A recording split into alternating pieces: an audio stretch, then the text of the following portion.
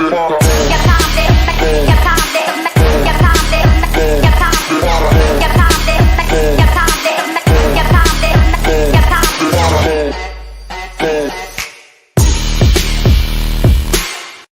everybody around this mother is working hard.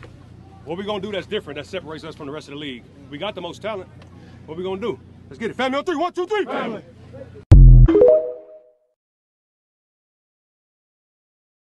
2, 3, family. That's my wide receiver, Michael Lynn Evans, aka Michael Elite Evans. That is a leader, y'all. That is someone that you pay top dollar to. That's a man who commands the locker room. That's a man who puts it all out there for his team, his brothers on the field, for the city of the team that he's playing for. That's what you want.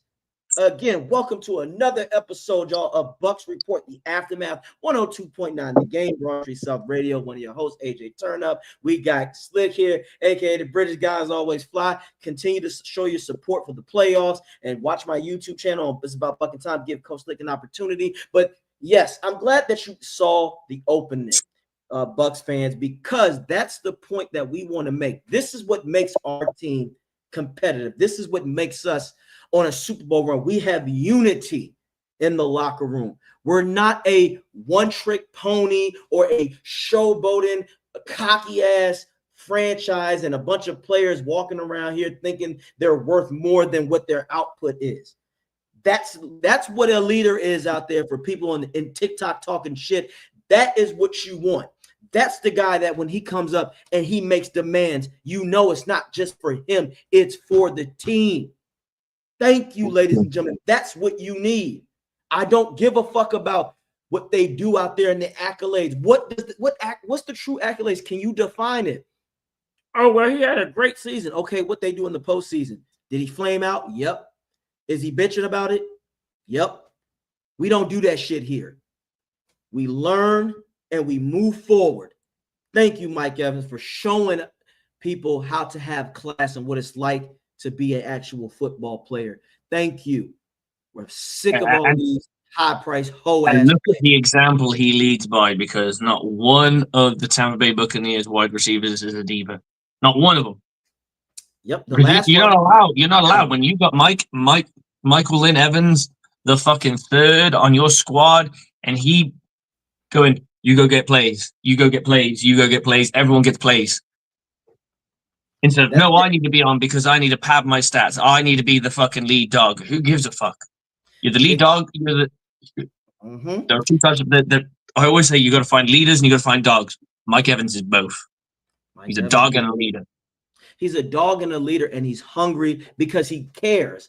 That's the point. He has good character. Ladies and gentlemen, I will take character over talent all the fucking time. Talent can only get you so far. Being a jackass is not going to get you far. You don't believe me? Devin White, how's it hanging in Vegas? Antonio Brown, how's it feel to be broke and stupid? Nobody gives a fuck about all of that. And all that shit will go to flames. At the end of the day, we're going to flames when you're trying to knock on a fucking Hall of Fame door. The voters remember that you're an asshole. That's right. And you got to be uncharacteristically good and win multiple championships to be that much of an asshole and still get in. You just got to. You just got there. And again, they're going to look at that because your character also reflects your play. What do you do? Coach can tell you this. What happens when shit isn't going your way? What if you are a player that's as a wide receiver that's used to getting like 130 yards per game or something? What happens when it's the fourth quarter and you have 3 receptions for 41 yards? Are you pouting, or are you figuring out a way to say, how do I move the sticks and how do I get in that fucking end zone to win? That is what determines it. That's going to determine if you are an elite talent. Elite is consistency. And I will add another thing to that bonfire. If your quarterback is an absolute fucking stud, as we're talking like Aaron Rodgers back in the day, we're talking some of those guys out there who are absolutely your Matt Ryans of the world. I don't care. I'm going, oh, Matt Ryan's not a bona fide fucking Hall of Famer. Okay, that's an argument. But he was the Hall of very fucking good, and he was a very good quarterback. I don't care what anyone says. Can to a degree, but not for a wide receiver, more for what he can do elsewhere. But there are guys in the league that were good. Yeah, Phillip Rivers of the world, who probably will end up scraping in to the Hall of Fame. If you're bitching and you got that level of a quarterback, problem's not the quarterback, it's you. It's you, brother. Stephon Diggs, you had Josh fucking Allen as your quarterback. When shit got tight, you blamed him. It was actually you. You weren't getting the separation that you think you were getting. You weren't being mentally tough. Where are you playing at now? New England. Yeah. Let me tell you, you bitched and moaned about having a fucking a borderline MVP. Let's be honest. Josh Allen's been a top 5 quarterback. I would say the year after he got into the league. Since then, he's been like in that echelon, right? Especially in the last 3 to 4 years, he's been in that echelon. The argument is they say he can't get it done. Fair enough. I can understand that. I can understand that argument. But I can tell you one thing: it ain't gonna be fucking New England that gets fucking Fred's the fucking need when he gets any further. I can tell you that much. What is it with fucking guys with talent going? I know what I'll do. I'll go, and it's money. We know it's this, right? Yeah. Fucking DeAndre Hopkins did it. I'm going to go somewhere where I can be go to a legitimate Super Bowl team because I want to win a Super Bowl because I need that for my career. Yeah, fact. He needs it for the career. You went to fucking Arizona. What the fuck was happening in Arizona? You went, I need to be a part of that. There were a million other teams. You could have literally signed at fucking Bill Belichick's doorstep and went, dude, I will do anything. Just get me that fucking Super Bowl. You get a fucking Super Bowl. You would. You just generally would. Especially at the time when he joined the Arizona Cardinals. It's like JJ Watt did exactly the same thing. I said, what the fuck are you thinking? I busted my ass on this Texans team and we just can't win a Super Bowl. I know what I got to do. What you got to do? I got to join the fucking Cardinals. How'd that work out? Exactly. I'm in beggars believe. It's fucking money. I don't give a fuck what anyone says. How do you look at a Cardinals team and go, you know, if they have me, I'm fucking. You've either got a really big ego about yourself, or it's money.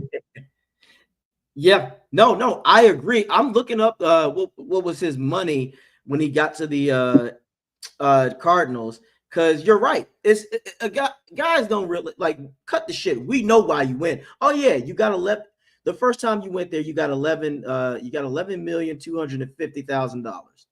Okay, and then 2021, you had 2,500,000. Okay, you had 11 million reasons why. I get it, but like you said, Slick, don't bullshit a bullshitter. Don't bullshit people. We know why you did it. You took the money, and that's. Could you imagine if someone like DeAndre Hopkins went to Green Bay, along with Devontae Adams? Fuck. That would have been something. But again, like you said, they look for the money and then they wonder why. Even when Moss left the Patriots, why the fuck didn't you go somewhere else? You could have went to Indianapolis. You could have went to Denver. You could have went somewhere where there was contenders. You chose the money. On you, that's cool. Stephon, and I want to go back to Stephon, that playoff in Minnesota was a long fucking time ago now. You didn't even win a Super Bowl after that. So people live off the problem nowadays. Slick, people live off the glaze. You're worried about you think you did some shit already. Well, my numbers, your numbers once upon a time. This is a what have you done for me lately business. If you have a shitty character, ladies and gentlemen, GMs and coaches and owners, it's not just about your production in the past. It's about your potential production in the future. You wouldn't give a running back who is beat up after 7 years. You wouldn't give him a multi-million-dollar extension, especially, and let's say he's had one big ACL surgery. You're not going to give him that kind of money, right? Because he's been beat to shit. So it's about what can you do for your future. It's not just about the past. Well, I put up these numbers. Okay. But we also are looking at what you didn't do. We're also looking at your character. This is why it's important to go for the guy who's got the will. It's not the skill of the man all the time. It's the will. You can have the talent, but talent also, again, what happens when your talent fails? Usually the guys with a lot of talent, have fragile egos. Well, it wasn't my fault. Yes, it was. Take ownership. The first Lamar Jackson fucking said it was his fault, even though Mark Andrews dropped 2 fucking passes, because that's what leaders do. They hold themselves accountable. In Lamar's mind, he's probably like, I should have thrown the ball better. Now we know, no, Mark Andrews should have caught the fucking ball.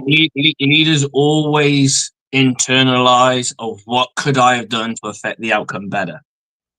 100% of the fact, like, if a mistake's made, you go, okay, could I have done something that would have changed the outcome of this? Facts. And when you you'll obsess over it, and you will think about it, and you will try and get better at that one thing, and you go, right, that shit won't happen again because it affected this. Mm-hmm. And if they do know it's somebody's fault, they'll address the shit behind closed doors. They don't make it personal. Like if he no, but then a leader turns around and goes, dude, I could have thrown you the ball better, but let's be honest, you could have done this better too. Facts. And if to get the buy-in, you go, if I get my shit right and you get your shit right, fuck, dude, we win a fucking Super Bowl. Mm-hmm. And that's how you get that buy-in. That's right. You got to handle it like that. But again, too many motherfuckers nowadays, it's about a me. You can be me all you want to, and then you're going to be on the fucking couch bitching and moaning. So by all means, I got one for you. We talk about wide receivers, and one of the things that they need, we've been talking about the wide receiving team, the wide receivers of the National Football League. The one thing that they all want to get is the hardware, the ring, right?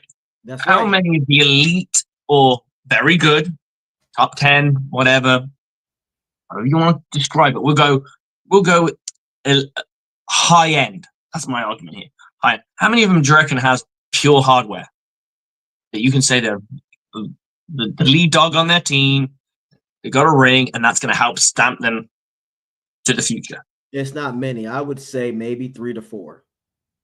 Give me who you think it is. That's not in the Hall of That's in the Hall of Fame already. That's not in the Hall of Fame. That is trying to get in there as a live dude right now in the league. They're still playing. They've got the hardware already. Oh, it's gonna be, and they're building the resume. And they're shit. It ain't. I take that back. It might not even be 3 or 4. All I can think off the top right now as a wide receiver is Evans. Everyone else AJ Brown's in the conversation. You got to give him his due. Who? AJ Brown? He's in the conversation. AJ Brown is in the conversation. He's got the hardware. He's building. That's my point. He's got the hardware, but I got to see more. Oh, yeah, for sure. His attitude fucks him up. That's the thing about him. When shit doesn't go his way, he pouts. But we'll see. But he can't. And that's absolutely fine. That's absolutely fine. But he's got the ring. If he can continue the dominance that he's had and continues that, he could be a Hall of Famer, right? Agreed. Let's go with another guy who's won a Super Bowl. There's only 2 more. Okay. One of them we all know. It's not. It's sure as shit ain't Odell. So bye. No, bye. It's Mike Evans. Oh yeah, Mike Evans is a first ballot. Anybody who thinks otherwise, Tyreek Hill is the last guy. No, those are the only 3 guys who are considered high-end wide receivers that have a ring as well as stats to back up a ring to a degree. Yeah, now, to a degree. To a degree, because a couple of those guys are a little bit younger. They haven't been around as long as someone like Mike Evans. And that's fine. There's no problem with that. Now, other guys who are in the conversation that haven't got the shine just yet, I would say a Chris Godwin. Yes. And I would probably say, I'm just trying to pull out his name here. Mm-hmm. It's funny you mentioned Godwin's. I'll say this, Slick. Devontae Smith is the only other person that can be in that conversation right now. For Godwin, he needs another Super Bowl would be needed for Godwin. Evans' resume is stamped, but for because he's got the 1,000 yards, lots of touchdowns. It's inevitable.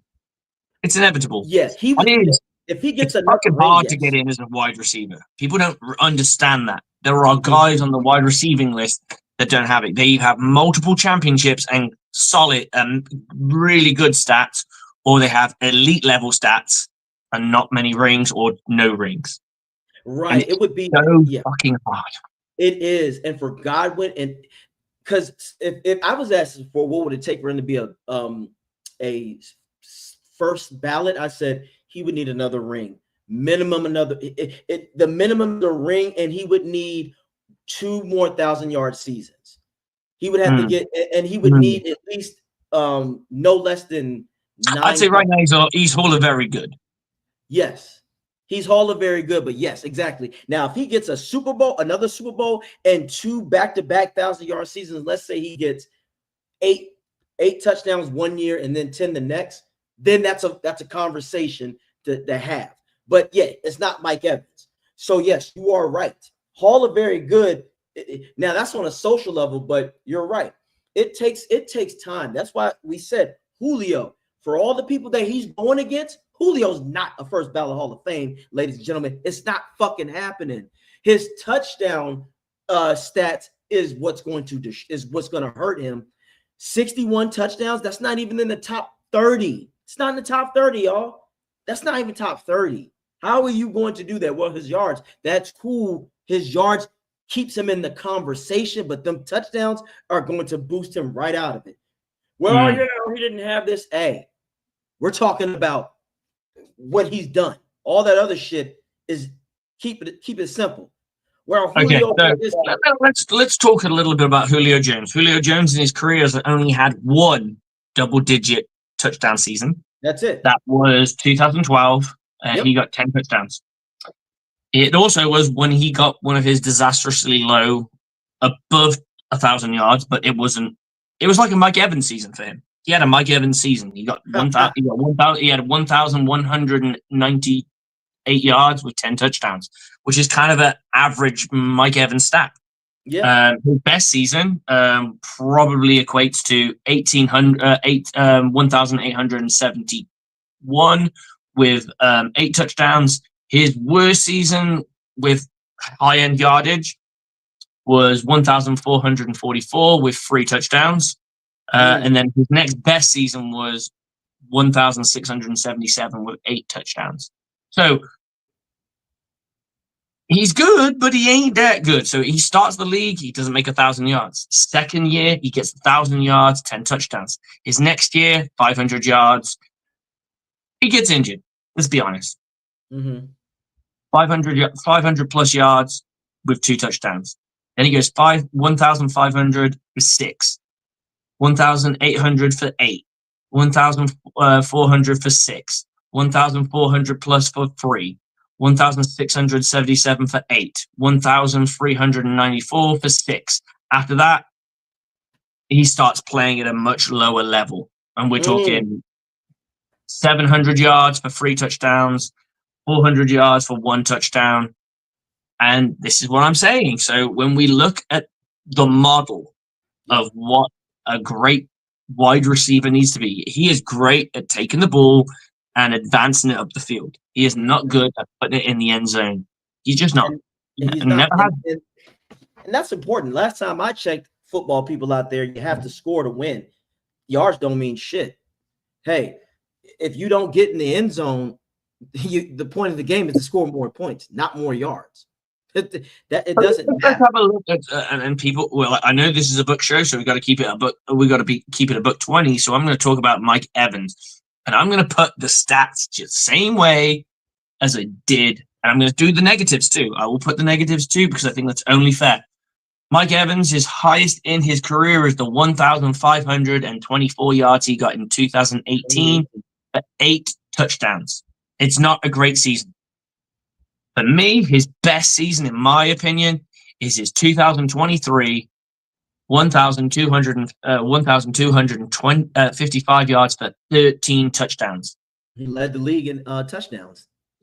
Joint led the league in touchdowns. Led the league with Tyreek Hill. But for someone as Tyreek Hill, he's a yak guy, so he was supposed to put up those kind of yards. Because I tell people, putting up the yak is cool, but Mike Evans had those touchdowns. How many seasons do you think Mike Evans had double-digit touchdowns? Mind you, Julio only had one. He had 6. He had 6 of them. He had 1, 2, 3, 4, 5, 6. He had 6. Yeah, he has 6 of them. How many 1,000-yard seasons did he have? All of them. All of them. All of them. All of them. When we compound a career, and I did this the other day. I did this earlier today. We were talking about this, but in the chat between us, me and you, and I wanted to just look at what people did in football terms at the wide receiver position. Mm-hmm. So I went to 2014, and I wanted to see just who was the best wide receivers in that small time frame, right? Because that's important. In my opinion, it is. So I went to the 2014 season, and the best wide receiver in football, in my opinion, you take it or leave it, you can decide if it's not. The best wide receiver in football was Des Bryant in 2014. Yeah. 1,320 yards, 16 touchdowns. Behind him was Antonio Brown, who was the wide receiver leader in yards at 1,016 and 98, but only 13 touchdowns. I'm okay with that. Jordy Nelson came in with 1,500 yards and 19 with 13 touchdowns. Odell Beckham Jr., I'm going to give it to him. 1,300 yards for 12 touchdowns, and Randall Cobb with 1,000. That's your top 5. I'm okay with that. You know where Mike Evans comes in? He's top 10. I think it's 8. Yeah, I was about to say 8 at least. He comes 8th in touchdowns, and he's about he is 19th in yardage, right? But you know that the amount of yardage between Mike Evans, when it's meaningful yardage is about 15. So I would probably put Mike Evans in that top 10 argument, yardage combined with the touchdowns, right? Yeah. So then we'll go and have a little snoop at the next season, 2015. Antonio Brown leads the league. No, sorry. Julio Jones leads the league in yardage. Did he make top 10? Top 5? No. Brandon Marshall had 1,500 yards for 14 touchdowns. Damn, that's right. He was. That is my dude. I would then go to Allen Robinson. Allen Robinson had 1,400 yards for 14 touchdowns. Literally 100 yards per touchdown. Yeah. Odell Beckham Jr. This is when everyone started to glaze. I get it. There was a reason to glaze at one point. There was. There was a reason to glaze. It just comes down later. Doug Baldwin got his. Odell Beckham got his. Sorry, Doug Baldwin got 1,000 yards and 69, so I'm not going to put him in there. DeAndre Hopkins got himself 1,511. Now, so you're looking at Antonio Brown, who got 1,834 yards, but only 10 touchdowns. I would hazard the guess to say my top 5 in this is Brandon Marshall, Allen Robinson, and I'm not going off their aura, off what they've done in the past, what they will do in the future. I'm looking at the stats and what they've done and what they did. So for me right now, my number 1 is Marshall, Allen, Odell Beckham Jr. I'm going to go DeAndre Hopkins. And now you probably have to look at Antonio Brown. So Antonio Brown breaks top 5, just about. Mike Evans is creeping in there. This was the year. I don't think he got many touchdowns. I think he had 3. Yeah, this was one of his weaker years. Probably his worst year in his career, in my opinion. No, you're right. And Slick, there's a lot of context to it too, because then when I start to ask, because people start to make excuses for their receivers about quarterback play, then when I come up with name me the first 3 quarterbacks that Mike Evans had to play with, that shuts the argument down right there, Slick. They go, yeah, he had Josh fucking McClown, no disrespect, Mike Big Neck Glennon, and then a rookie Jameis Winston coming in. Mm-hmm. He didn't. It's not like, oh, wait a minute, who was throwing Odell? Eli Manning. You mean the Eli Who was Manning? throwing at Jordy Nelson? Aaron Rodgers. Who was throwing at Antonio Brown? Big Ben. And Okay. We go into this too, and this is the season I want to get your opinion on. Yes, sir. Because this is the biggest one. Because everyone says Mike Evans has never been the guy. Okay? Yes. And I'm okay with people's opinion on that. That's fine. It's an opinion. This is probably the closest when Mike Evans is the guy. It's 2016. The number one wide receiver in yards is T.Y. Hilton. 1,448, but he only got 6 touchdowns. So we can't put him in number one. I can't put a guy with 6 touchdowns as number one. I just can't do it. I can't. I'm going to look at the touchdown ratio. Jordy Nelson sat there with 1,257 touchdowns. 1,250 yards and 14 touchdowns. Yeah, give me that.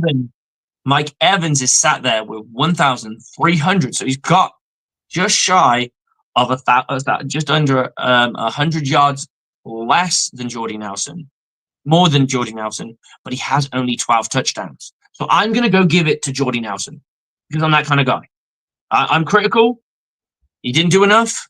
Mike Evans is the number 2 wide receiver in that year. I agree. Okay.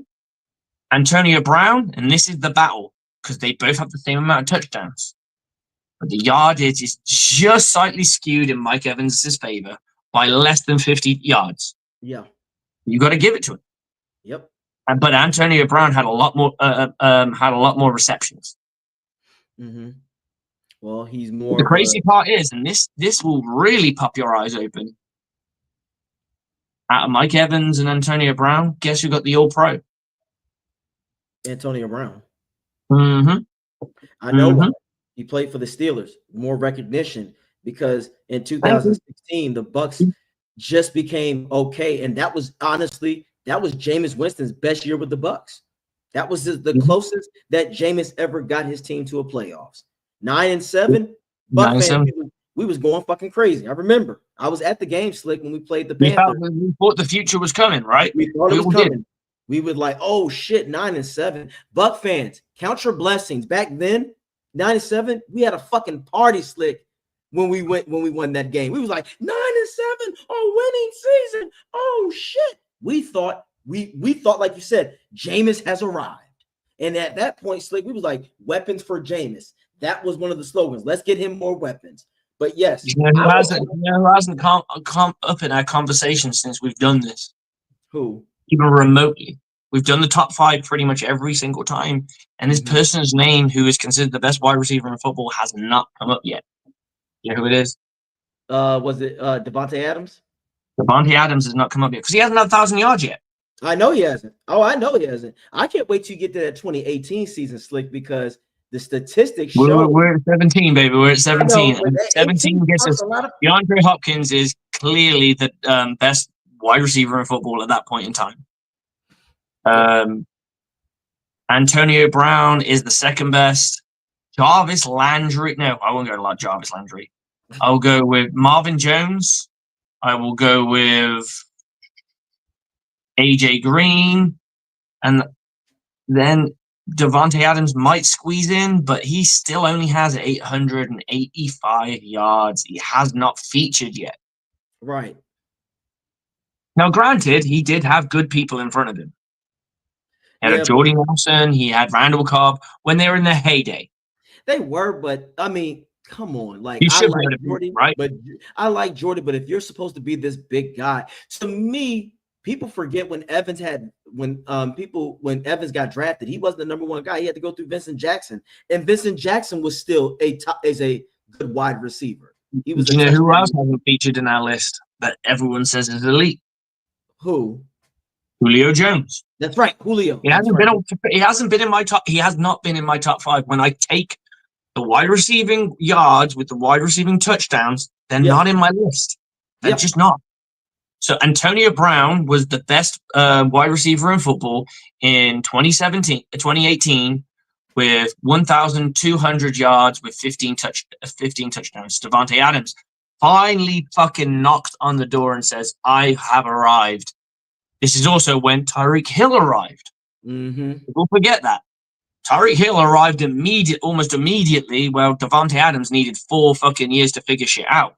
Facts. So you can't give him the Hall of Fame because it took him so long to get going. And he doesn't have a chip to his name. And he had a fucking stud of a fucking quarterback. That quarterback he had is going to go to the Hall of Fame. I don't care what anyone says, he will be in the Hall of Fame. His opium, weird, fucking mushroom smoking head will be in the Hall of Fame. Yep. Devontae Adams was a close second. Eric Ebron, fuck me, that's the season. That's impressive. 13 touchdowns for 750 yards for a tight end is not too shabby. No. But I'm going to go with Antonio Brown, Devontae Adams, Tyreek Hill, DeAndre Hopkins, where's that boy, Mike Evans? Mike Evans get 1,524 yards, 8 touchdowns. He's in the top 10, but he isn't a top 5 wide receiver today. And I'm okay with that because this is how football goes. You can't always be the number 1 dog. None of these guys are consistent. The consistent name probably is Antonio Brown right now. Yep. We know that clip's coming. Yep. We both know that clip's coming, brother. Keep cooking, Slick. Keep cooking, because I'm gonna keep frying this shit after you do it. Go ahead. Okay. So the number 1 wide receiver the year after that, and I'm telling you, touchdown numbers was not impressive. But let's anyone got was Kenny Golladay with 11 touchdowns. He was the touchdown leader. Yeah. With 11. That's not cool. No. Anyway, we're going to give it to Michael Thomas, slant boy. He goes get it done. He's got his 1,725 yards with his 9 touchdowns. I'm going to give it to him because you gotta give it to him. Okay. You got it. I'm going to go there. I'm going to go Chris Godwin, 1,300 yards, 9 touchdowns. I'm going to go Devontae Parker, 1,200 with 9 touchdowns. Mike Evans with Amari Cooper was in there, and then Mike Evans. So there's pretty much your top 5. I love it. And Slick, statistically, in 2018, when motherfuckers talk about Mike, there's a certain man that comes to town at Tampa that makes Mike Evans even more of a red zone threat. And me and you both know he's about to hit the apex of his career. He won't get the yardage, but you know them TDs are coming. Yeah. He figured out quite quickly, I've basically Gronk, a little bit skinnier, but can move a bit wider. What did they use him for? Damn. What were those posts? There you go. I just like how people contradict themselves, like, because here's the funny thing. It's always, well, he was never even statistically considered a top 5 guy in yardage. We go to the 2018 season, Slick. Guess who was number 1? I think it was Hopkins or Julio. Yeah. But then, Slick, guess who was number 3? Mike Evans with the 1,524. So I've already proven them, Slick. Statistically, you're wrong. So I don't want yards though. I know. For me, I want my perfect wide receiver gets me 1,200 receiving yards, and he gets me 12 receiving touchdowns. That to me is perfect. Slick, you are right. However, I was using their own logic against them because the problem is, Slick, is inconsistent. It's when motherfuckers like that say that, you're right, Slick. But when their guy that they glaze he falls short. Now it's no, that's not what I meant. That's not what I meant. Hold on. No. Slick, I'm going to bring this up because we were talking about this again. Oh, yeah. Cowboy fans, I hope you're in here. Yeah, thank you for popping in. I told them. CD Lamb. Yeah, we talked about CD. Now, mind you, Slick, you know me, just like you. I need sources when you say no one's ever said this. Who's your source? I don't give a fuck what you say. Oh, wait. First of all, we gotta give our people a shout. Christopher Cole, always. What's going on, man? Thank you for always hanging out. You're a cool guy, man. Like to have you on the show one day. And I found you guys, and I like the passion for the Bucs football. Go Bucs from Polk County. All right. Cool. We appreciate y'all. But again, back to this CeeDee Lamb shit. Because when I said this, first of all, that video, that intro video Slick with Mike Evans, that's leadership that CeeDee Lamb does not possess. But let's get to people, Slick, that don't know the game of football, because this is my entertainment. I love to educate, but also entertain. Dude is about to come in here in a second.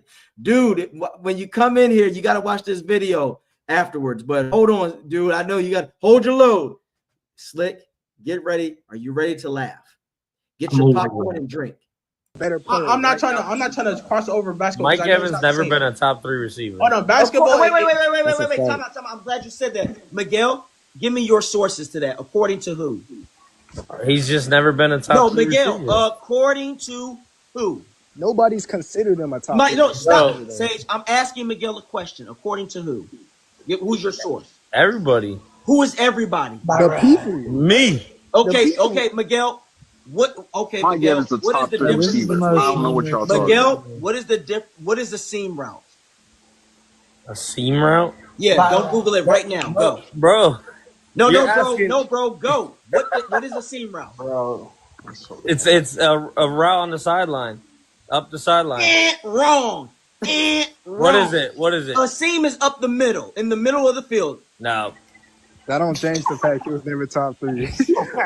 He's asking the dumbest questions. Okay. I want to give you what he's doing is he's questioning your credibility. Okay, Miguel, I'm gonna ask you this. I get what he's saying, but that still don't. Miguel, stop it, Sage. Miguel, what's a hitch?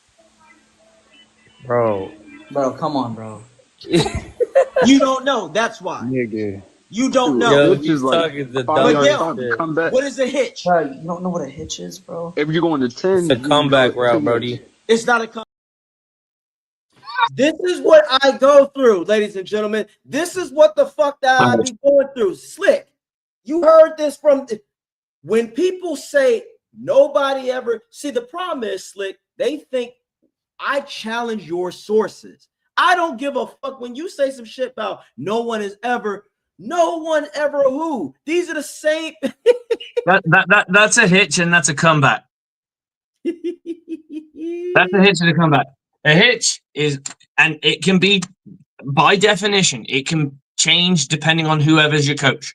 You are running straight and hard, and you will fucking you will chop your feet as you come. You will literally flip your entire body 180, and the ball should arrive the moment you turn in your hands. When you come back, you got to maneuver your body, cut and go back. So literally, you're going up, you're stepping, and you're flipping your body. I'm not entirely sure the degrees. I probably think it's 120, and you are returning to the sideline to receive the ball. Thank you. A curl is in the inside, ladies and gentlemen. Comeback is to the outside. You got to know the difference. And a lot of times, Slick, but Slick, this is why I am the way I am. Because these are the motherfuckers, unfortunately, Slick, that vote for Pro Bowls. These are the motherfuckers that will sit back and spread the wrong message to people out there that these players are this. Where was your source to tell me why Mike Evans wasn't that guy? You can't just, and then when he said, I told you he was number 2. Right. I told you number 2. And Slick, but when he said me, that's why I questioned him. Because I want to know, when he said me, he didn't realize I set him up. I was waiting for him to say, well, because of what I said. Okay. Now, how the fuck you going to determine how great somebody is, Slick, and you don't even know what a damn seam route is? To the outside? If you're quarterback, if you were a quarterback, Slick, and you if I had to define the seam route to a layman person, you are screaming down the hash. Right, but to the outside, bro, I think he didn't understand. Do you mean a fade or a go? That would have been different. But again, Slick, you have assholes like this that come out there, mind you, attack me saying I don't know what I'm talking about, but you don't even know what the route is. AJ, they lost to a British guy who knows more about American football. Let that sink in. Let that sink in for a moment. There's a British guy out there who knows more football than American guys. That's mad. Well, the problem is they should be ashamed to call themselves. When they say that nobody talks about it, you mean no one from ESPN.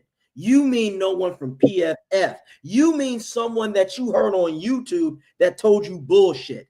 I can't take you serious. So that's why, Slick, I asked these people this, because these are the same motherfuckers, Slick. Like I said, when you ask them what the fuck a certain play is, I've asked somebody. Somebody had the nerve to say Micah Parsons should be a middle linebacker because he can cover. I said, it's like hearing fucking Devin White should be a pass rusher because he gets lots of sacks. Slick, these are the same people. When I ask somebody what a power, when I asked them what a power is it a gap play or a zone? This guy said a dive, HB dive is a zone. I wanted to throw this at him at his fucking face and be like, no. First of all, Slick, they didn't even know what the difference between zone and man blocking is. I'm like, power is a certain type of blocking scheme. It's a man on man. Zone, you create space. They don't realize that.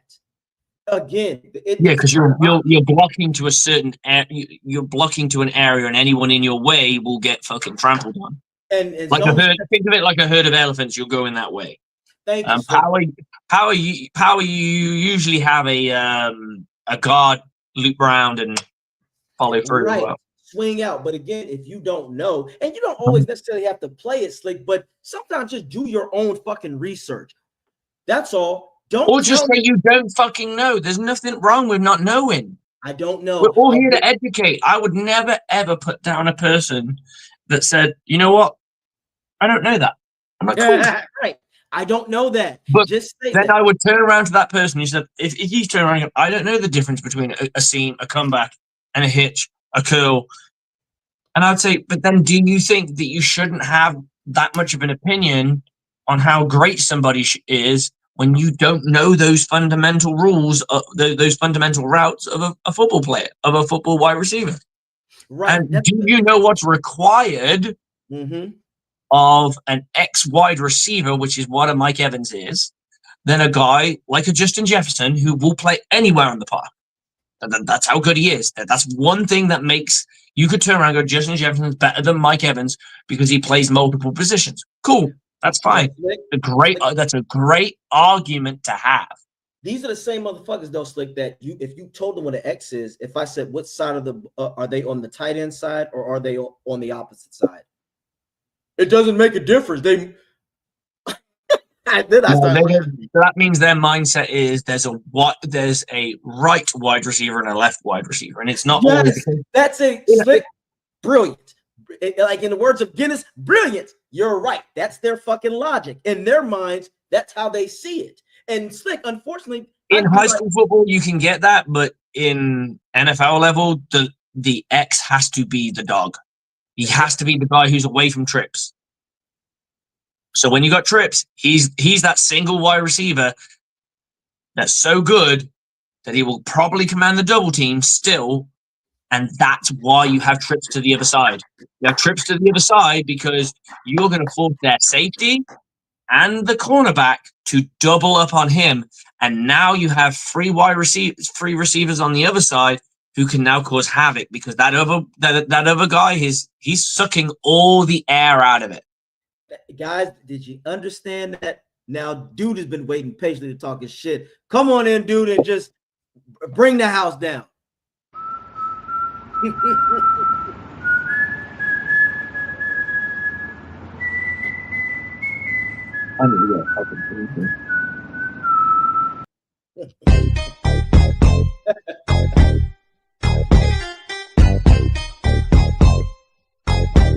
My guy.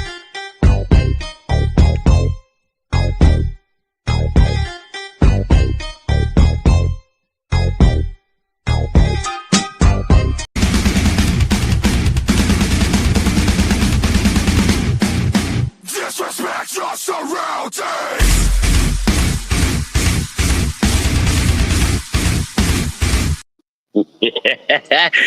Hey, I was listening to you guys break this down, and then AJ, when you get time tonight after you take care of business at home with your wonderful, beautiful lady, before you get ready to go to work at a real job, I want you to cut some of this audio and put it on TikTok for me.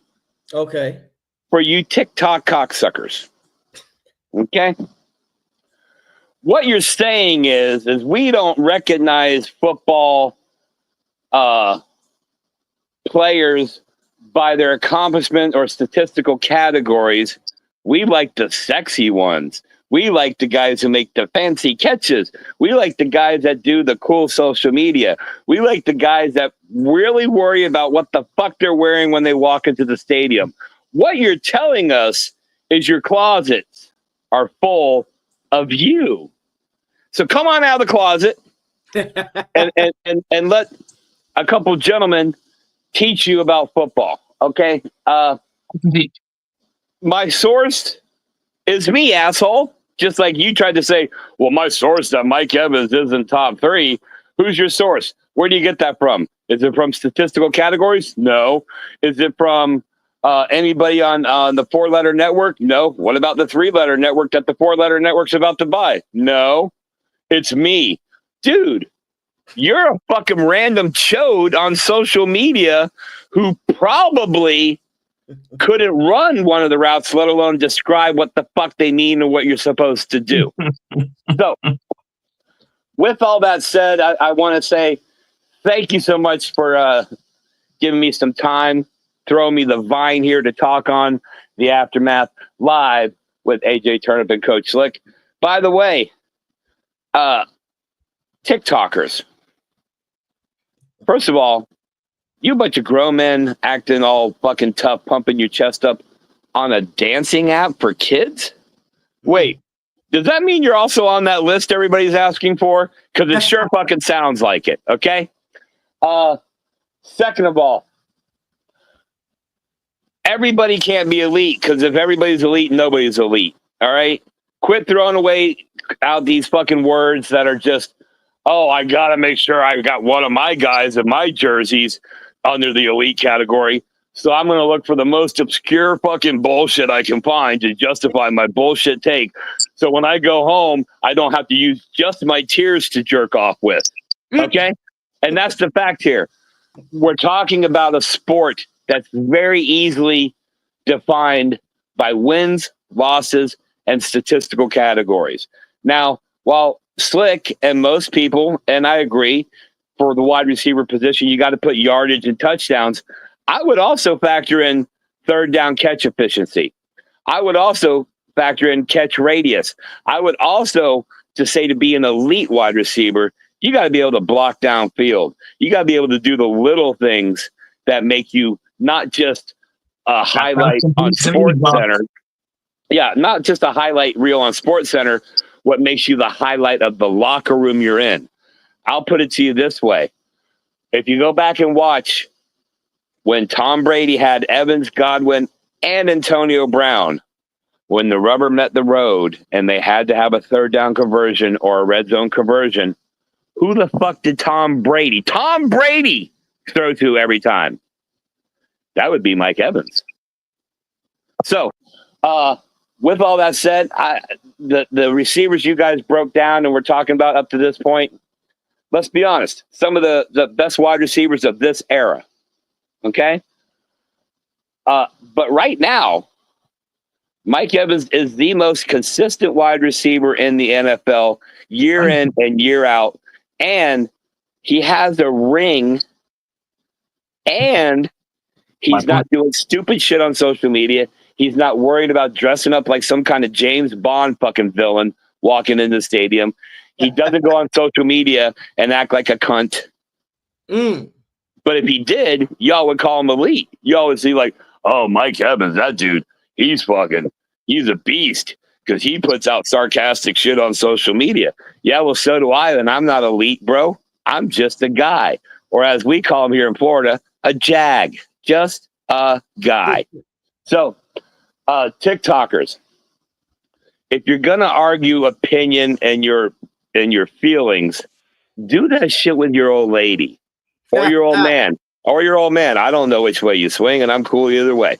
If you're gonna respond with, well, that's just what I think, you're allowed to have your opinion, and we're allowed to point our fingers and go, well, your opinion is yours, but here's why your opinion doesn't make sense in the reality of the world. And that's the problem we run into here on social media and the internet. We have foregone reality and turned it into an opinion.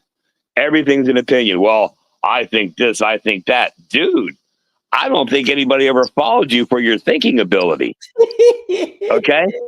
And as far as film breakdown and all that, we've seen the little things that Mike Evans can do. We've seen him do these 1,000-yard seasons with quarterbacks that 90% of you boys on TikTok didn't even know played in the NFL. We saw him do it under coaches named Cutter and Smith. We saw him also do it under great coaches like Arians and with great players like Brady. We saw the year the Buccaneers won the Super Bowl, general manager Jason Light bring in every fucking weapon he could, from Gronk to AB to Fournette and so on. But at the end of the day, on offense, aside from Brady, the guy was Mike Evans. Okay? Tom Brady didn't choose to go play for the Steelers and take their talented squad.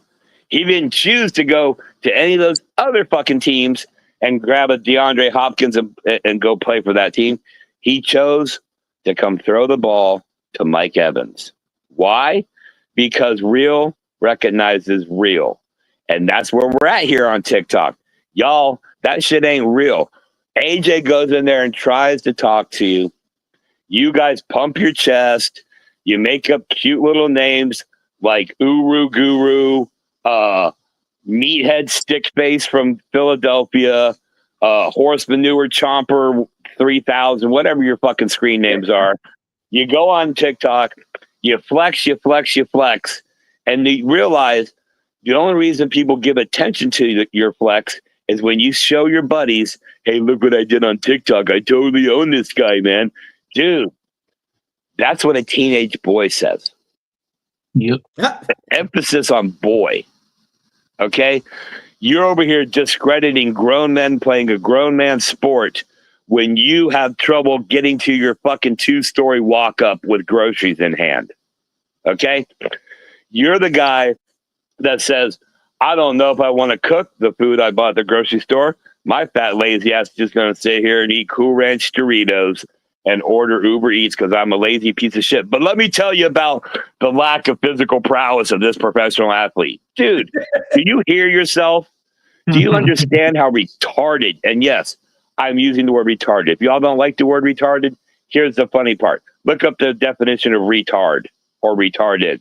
It's the slowing down. Okay? Y'all are slow as fuck. You guys are arguing about shit that used to be argued about in AOL chat rooms back in the 90s.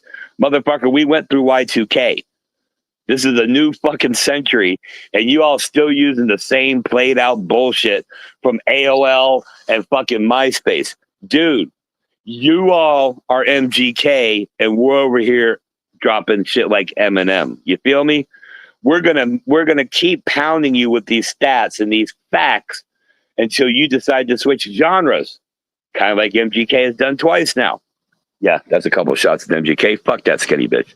And as far as ESPN and NFL Network, so one's going to buy the other. Dude, y'all are the same fucking thing anyway. But here's what's going to happen. ESPN's going to buy the NFL Network, and they're going to think they can improve shit. They're not going to improve Good Morning Football because it's shit on a stick. But here's where they will make a change, and mark my fucking words. We're going to see either Dan Orlovsky, Stephen A. Smith, or Pat McAfee taking over NFL Red Zone. And at that point, you done killed the best part of NFL media there has been for the last decade. So, yes, ESPN, line the bank trucks up.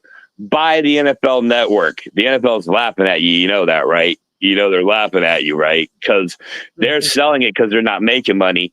You're over here debating whether or not you should start airing the strongman competitions again. And now you're going to fucking buy an entire network of a sport that you already fucking cover, that you already pay rights to cover. So do you write the check to yourself? How does that work? That said, Pat McAfee, you're always in the fucking crosshairs here.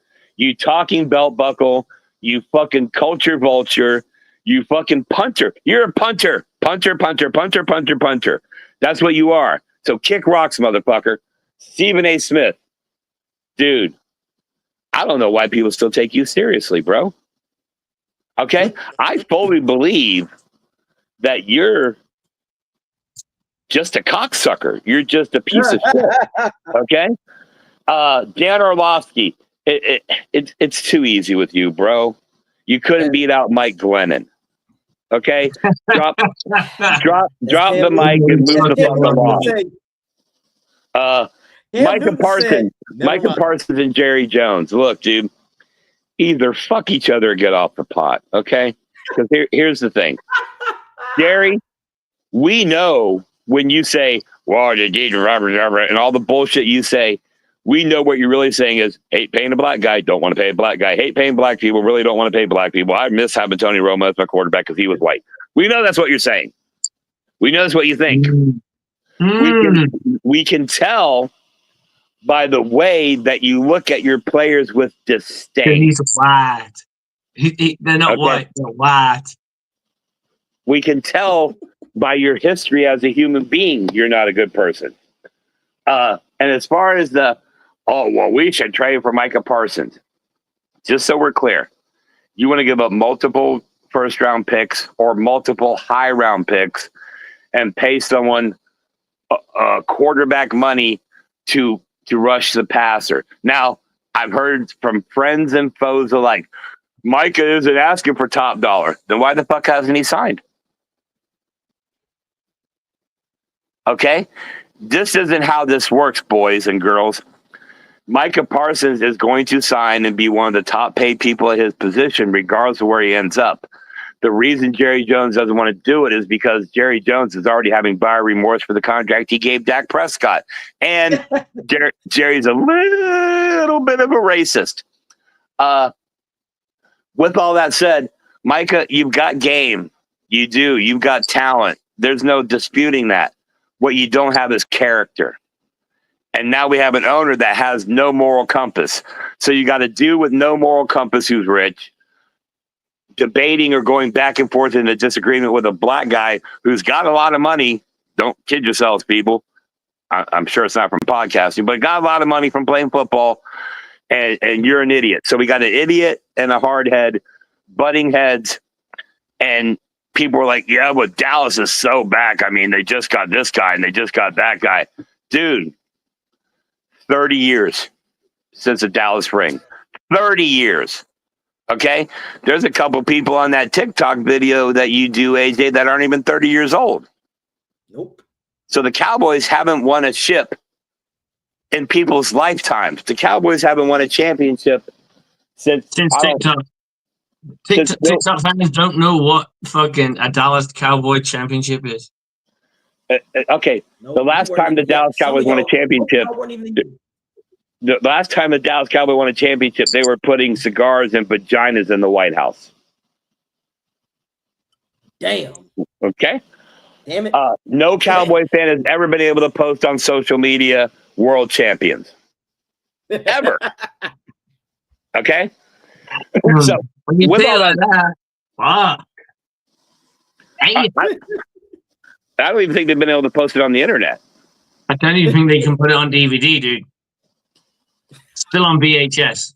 VHS. Exactly. Exactly. But half their fans are going to go, what the fuck's VHS? But dude and Slick, this is why context matters. Well, he had 52 sacks. That puts him in the number of Reggie White. Don't you fucking dare disrespect Reggie White like that. So, oh yeah, you're forgetting that this is a passing league. Reggie White did that shit when the league was still mostly running. That's what's most impressive. Oh yeah, and he could stop the run. Make it make sense, guys. How the fuck, Slick and dude, I'm gonna pay somebody top rushing dollars when you're not even? He's never led the league in that. Give me Trey Hendrickson as a over him. one-trick pony, you can't even do that. Give me Trey Hendrickson. Max Crosby.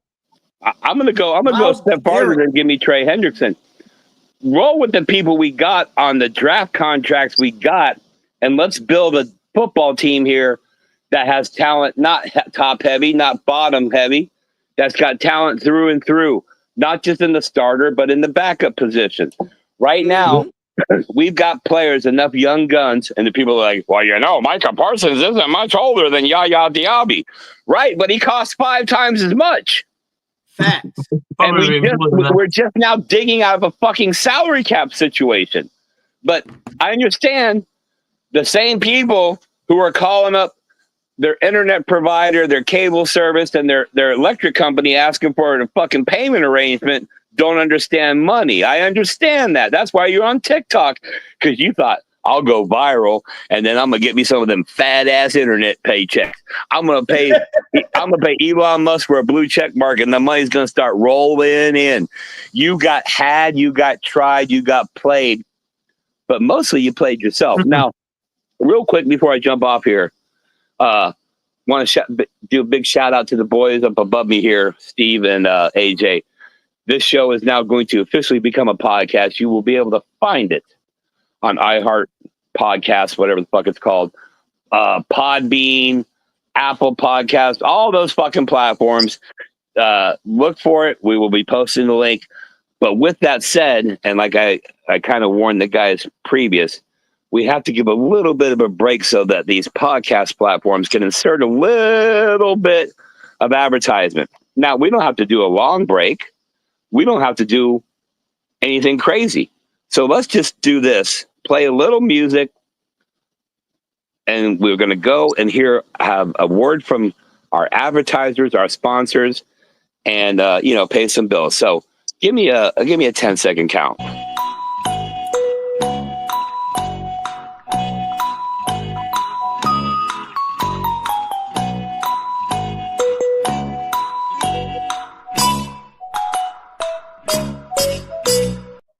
See, that wasn't that easy. All right, gentlemen, as always, thanks for the vine. Thanks for the time. Please continue your breakdown of why these wide receivers are being miscategorized. But here's what I will say. TikTok, Twitter, Facebook, wherever you come from, just because you have a social media account doesn't mean you know what the fuck you're talking about. Exactly. Just because you have an opinion, don't make it right. Just because you don't understand something don't mean it don't make it no good. Just because you can't identify the criteria of how you're analyzing or projecting or coming to the conclusion about this player or that player, you get mad at the process when you have no argument to substantiate your claim. Sir, on TikTok, you are what we've been calling now for a while fake news. Yeah. Exactly. Yeah. Misinformation is terrible because Slick, and we'll wrap it up. But when I said that Parsons was overrated, I never said he was trash. I had another individual say, I'm sick of your shit, but couldn't combat me with football logic. So wait, you're mad because I'm telling you. When did CeeDee Lamb come into the league? Just genuinely. I think CeeDee Lamb in the league in 2020. And he had a 1,749 yard season, 12 touchdowns. So he was very good. He's damn good. And his numbers have been going up and up each season. However, he's a good wide receiver, but he's not elite yet. I think it might come to him. I don't think it's impossible. Yeah. But I think we just gotta just pump the fucking brakes before we anoint somebody the fucking king of fucking football. Well, Slick, out of five seasons, he's only had one double-digit touchdown. Everything else, this is how his touchdown goes: 5, 6, 9, 12, 6. That's it. 12 and 9 are the only ones worth talking about. Yeah, well, his rookie year, he didn't break 1,000 yards. Now, here's the problem, though, Slick. Now you want to know what people do? Now, the quarterback play situation comes in. That's why I said, Slick, wait a minute. Where was that energy for Mike Evans? No, wait a minute. No, again, as you say, Slick, give me something where you're having a 12 to 1,300 yard, but 12 touchdown. That shows consistency. You don't always, it's not uncommon, Slick. For the most part, those guys who get those 18-something yards, they usually don't get double digits. They usually don't. Like when they get those 1,700-yard plus seasons, they don't get the touchdowns. Why? Slick, we've seen this. You know this. High volume doesn't always equivalent to eliteness, and high volume gets you fucked up. Cooper Kupp, that amazing season that they love, Slick, the glaze over. The man couldn't stay healthy after that. Oh, yeah. And you know, Rams, if they're not careful, Slick, they're going to do the same thing to Puka. It's like, I don't know, Slick. Maybe we just look at it from a foundation, fundamental, basic football. If you can't give me the basic, hey, brother, let's be fundamental with it. We did this thing where we were proving how good our boy Mike Evans is. So let's continue to do this all the way to present date. And I'm going to go with the 2021 season, the Cooper Kupp year, with it. They all lost their fucking minds, and Cooper Kupp was that guy, and he has never been the same. 1,947 yards and 16 touchdowns. He is the lead dog. He deserves his crown. He is the best wide receiver in football that year. Yes, he was. Now, this is where it gets interesting because there are a few guys here that have a different conversation. I'm going to hit the touchdown button because to me, that's more important. Yes, sir. Mike Evans did not do a lot in the touchdown department, in the wide receiving yard department. He barely broke 1,000 yards. Mm-hmm. He got 14 touchdowns, which means he was second in touchdowns. Second. He had 14? That's right. Yep. That's right. I forgot that year. That was a damn good touchdown year. It was. Jamar Chase comes in and gets I'm going to give him the second spot. Jamar Chase with 14, 55, 13 touchdowns.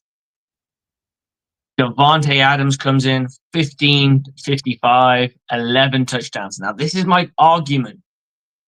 1,500 for 11 or 1,000 for 14. And it's a hard argument because there's I'm going for the 14. I'm going for the 14 because that 2021 season, the Bucs they got to the divisional playoffs, and it showed. Davante, what the fuck did he do after that? Nothing. Okay.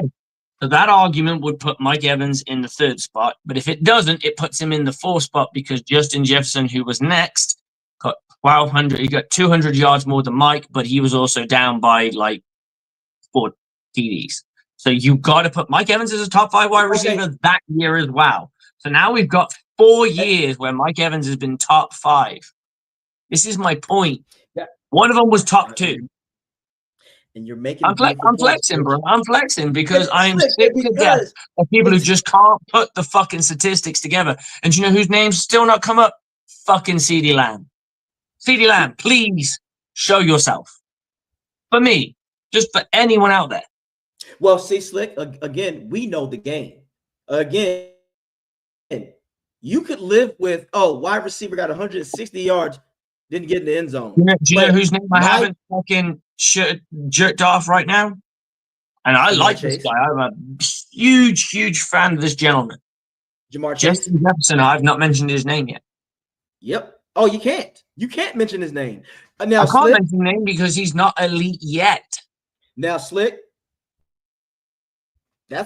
I'm glad you said that because out of all his seasons yet, he's only had 2 double-digit touchdown seasons. That's it. That is correct. So what make it make sense? Make it make sense, ladies and gentlemen. 8 and 5 before that ain't shit. And don't talk about the quarterback situation. If you're going to, it's like anytime I tell people, if you're going to talk about the quarterback situation, you got to give Mike Evans that same energy. You can't do that. And I will take. It's why we give love to not Antonio Brown, DeAndre Hopkins. He had a shitty quarterback and was elite. Mm-hmm. He's never had, in my opinion, he's never had a great quarterback, and he's put numbers. Yeah. Now put it this way: I'd rather take the quarterback that Hopkins had than Mike Evans had his first 3 years.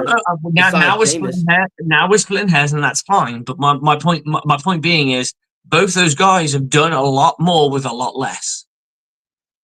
I would say they're in the same ballpark of each other.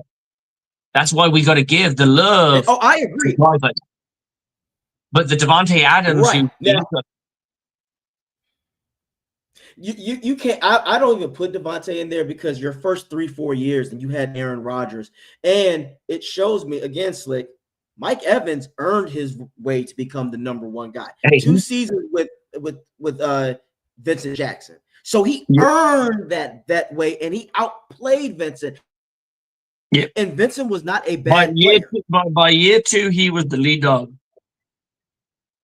By year 2, I love that he was the lead dog, and Vincent molded him like, look, man, this is what you need to do. And I guarantee you, Vincent gave him the don't be a dickhead and you're going to go far. I'm glad you said that because Slick, people forget. Somebody had the nerve to say, well, AJ, I don't even think Vincent Jackson was a 1,000-yard receiver because when Evans got in there.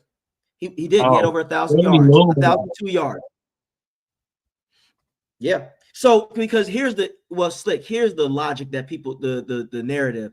Vincent Jackson, when he got to Tampa Bay, wasn't good. 2012, No, he got better. Yeah.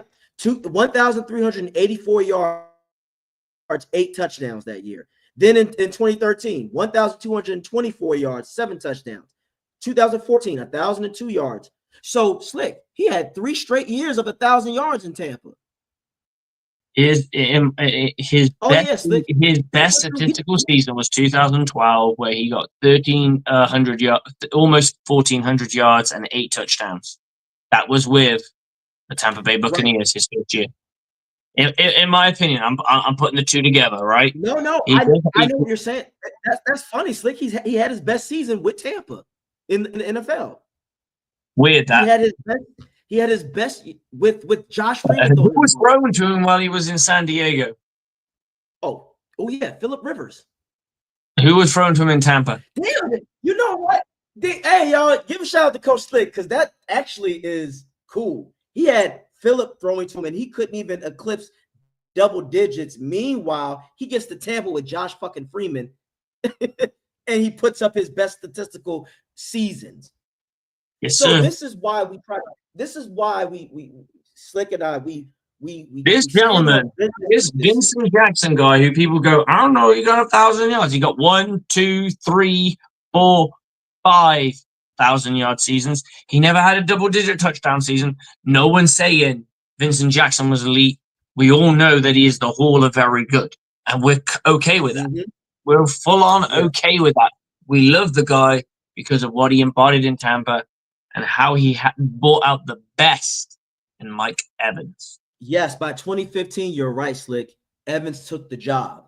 And that's what makes things cool. As character, again, as the dude said, y'all, we've said this, your character will go fucking far. So at the end of the day, we leave that to you guys, Buck fans. Character over talent. I'm going to roll out this bitch Slick, but as always, guys, thank you for checking out Bucs Report, the Aftermath, 102.9 The Game, Broad Street South Radio. Co-host Slick, give him an opportunity to get here, guys. Show your support for him. And Slick, go Bucs. I will see you later, my brother. Thank you, big arm. Easy, bro. Yeah. Take it easy. I don't know what to say, really. 3 minutes till the biggest battle of our professional lives. All comes down to today. Either we heal as a team, or we're going to crumble. Inch by inch, play by play, till we're finished. We're in hell right now, gentlemen. Believe me. And we can stay here, get the shit kicked out of us, or we can fight our way back into the light. We can climb out of hell. 1 inch at a time. Now, I can't do it for you. I'm too old. I look around, I see these young faces, and I think, I I made every wrong choice a middle-aged man can make. I pissed away all my money, believe it or not. I chased off anyone who's ever loved me. And lately, I can't even stand the face I see in the mirror. You know, when you get old in life, things get taken from you. I mean, that's part of life. But you only learn that when you start losing stuff. You find out life's this game of inches. So is football.